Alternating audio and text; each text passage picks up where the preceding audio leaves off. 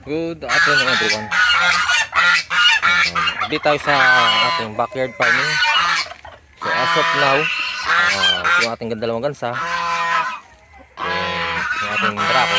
So tatlo lang silang nandyan. Maraming tabo. Tapos yung ating mga future na pangkatay. Ito lalaki to eh. Akala dati babae. Tapos ito ng Rhode Island. Tapos yung inahin nyo yung parang sweater na ano. Pero yun siya, 8 months old yan. Tapos syempre itong dares yan, crossbreed naman to ng ano, IMC Money. Ito Decal Brown saka IMC Money na rooster. Kasi yan IMC Money cross naman ng Rhode Island, pero parang mas nanaig yung lahi ng Rhode Island, pero hybrid na yan. Lalaki data itong ito atang lalaki. So tapos nandito yung ating mga breed, mga pabo na iba. May naglilimlim na dun sa dulo eh. Hindi siya dun kita, naglilimlim na. Kasi ito hindi kumain ng patuka, kaya kumuha tayo ng dahon para kainin nila. So yan, hindi kinain yung concentrate. Yan, ang dahon ng kawain saka yung isang uri ng dahon na ano. Pero kinakain din ng pabo. Kaya malaki na to. Ito yung papait sa kay Bonbon. Kasi selection na rin yan na alaga. Yan, ayan. Isang taon na yan. Mas matangkad siya kay Bonbon siya, kaya yan itinira natin. Pero pupokus tayo ngayon dito sa isang rooster natin. Yung ayam sa mahal hindi ko na makapakita pa. So next na content na lang. Ito.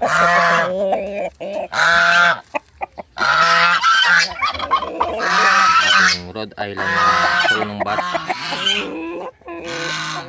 Malaki na siya, 8 months. Parehas nitong isa na sila. So, ayan. Cross to ng vintage line at production type. Pero kita nyo naman, parang nakuha nyo niya sa tatay niya, vintage line. 8 months yan. Yung hindi pa, hindi ko lang alam kung sumasampa na kasi hindi pa tayo nakapag-ulay ng babae. So ayun siya. So niready lang natin to na iniwan natin para maging materyales. Kasi tatay nito ay bulag yung kabilang mata, pure vintage line. So tinira natin.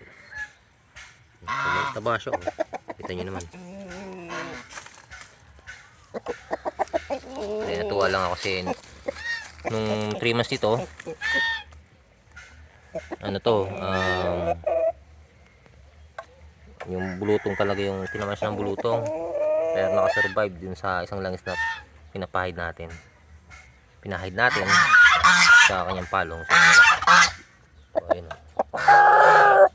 tapang natuka na nga pag kinukuha natin yun, kinukuha nyo.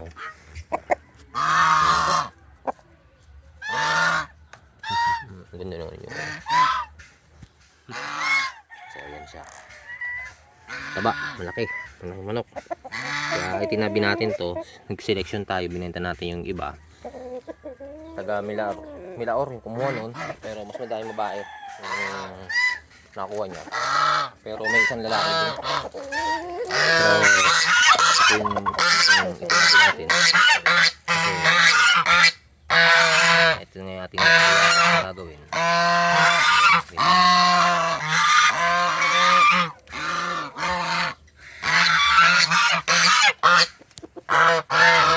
So ayun lang yung ating gansa. Ayun na yung ating video for today. Medyo natagalan yung pag-upload natin kasi yung mga sunod na batch na Rhode Island Red na sisiw, mga kapatid nito, mag-iisang linggo binili na ng taga Goa. So So 9 heads yun. Binenta natin lahat. So 100 ang isang sisiw. Not vaccinated. So inuha naman lahat. Tapos bumili tayo ng ano, ng tatlong exhibition, show type na Rhode Island. Pero yung, sa kasamang palad, yung isa kasakit, dalawa lang yung natira, isang babae, isang lalaki. Kaya binili ko doon, isang babae at isang lalaki. Ay, dalawang babae, isang lalaki. So yun na may i-ready natin. Yung babae na pag lumaki yung babae, dito natin ipapare sa ating ano, ito. Tapos yung isa naman, maghihintay tayo ng panibagong batch na Rhode Island. Doon naman natin yan sa babae. Pero yung show type yung lalaki. Para magkaroon tayo ng pares na ibibenta. Yan. Pero ano, yan, takas yan. Quality tong ating Rhode Island. May gusto mong bumili nito.